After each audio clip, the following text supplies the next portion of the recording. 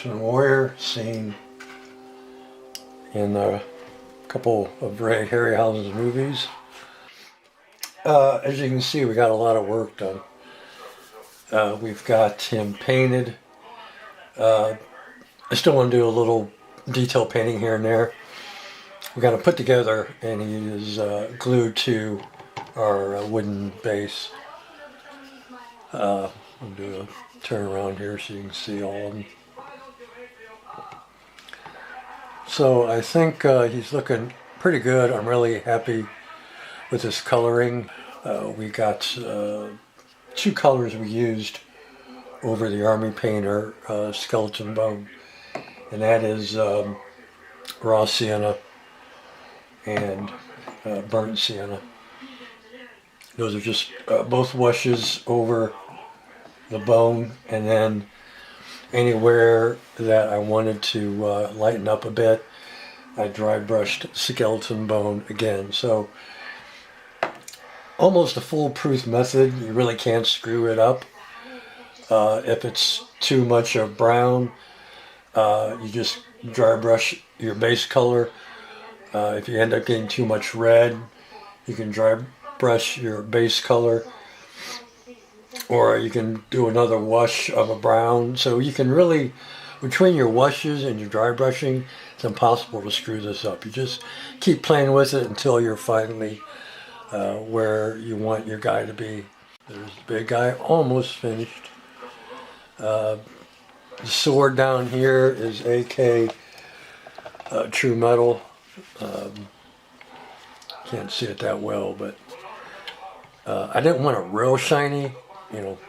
Again, since it's just coming up out of the ground, I didn't want it too shiny, even though the weapons in the movies were pretty pristine. This is what we used on the sword. Used a little bit of accent color around the teeth, which I want to whiten up just a little bit. Maybe one more dry brushing of the bone just over the teeth, and then I think that'll be it. I did pin this arm here. This arm is pinned. I was just afraid because this shield is pretty heavy, and being kind of kicked back there, I was afraid that I would have issues with the arm down the road. So I did pin this arm, drilled through the bone on top here into his socket, and just ran a pin through it. So it was super glued, pinned, and then a little bit of super glue on the pin when I inserted it into the socket. So this arm is pinned. This arm not pinned because he's kind of sort of like a tripod, where this is on the thing and it's not going anywhere. So I didn't feel the need to pin the legs. This arm, this is the only thing I pinned. So that's that. So that's where we're at. To glue the skeleton onto the wood, we used our Gorilla epoxy. Pretty good stuff. And that's how I got him adhered to the base. I used a little bit of super glue on the sword. I figured it'd be good enough just to hold the sword down onto the wood, but his feet are epoxied. And everything else, as far as adhesive, is Gorilla CA, the old trusty CA.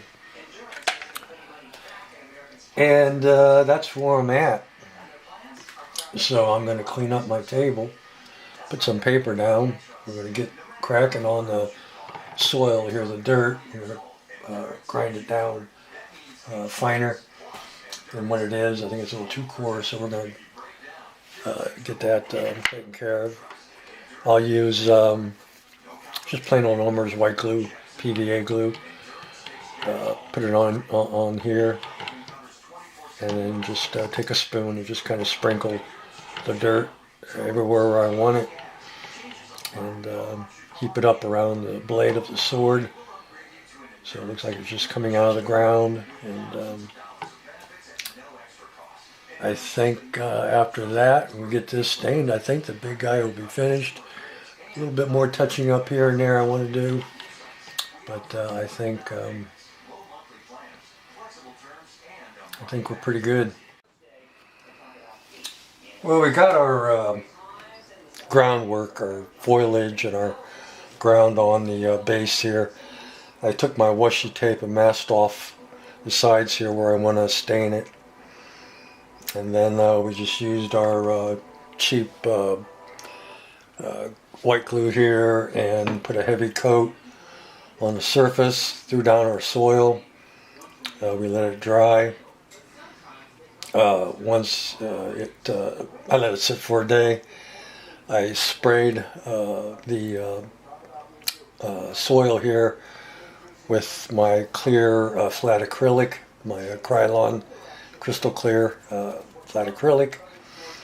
And then when that was dry, I went back, added a little bit of foliage here and some grass. I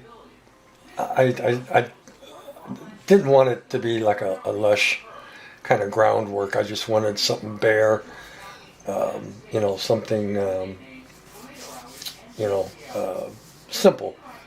And after getting the soil on, I was looking at it, it's like, well, it needs some color, because I thought it was a little too plain, so we added the foliage here. There's just a little bit of grass, just to kind of give the base some color. And I think that's all I'm going to do as far as the groundwork. I think that's it. And then I haven't decided what stain I'm going to use. I was thinking about using this polyscale oak, but I might go with a more darker, like a mahogany or like a dark cherry kind of thing here.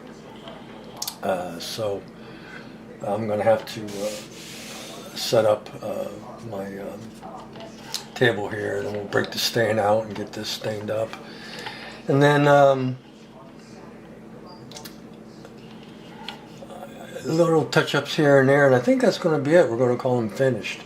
So I'd say he's about 90% done, and I think the next video that you see will be completely finished. But yeah, I'm really I really like this. This is really, really cool, and really happy with the big guy. Alright, I think that's going to be it for this video, and as I said, next video will be final. Will be the final on the guy, and we'll have all of our touch-ups and everything done and base done, and we'll take a look at him. Alright guys, that's it for now, and we will see you in our next video.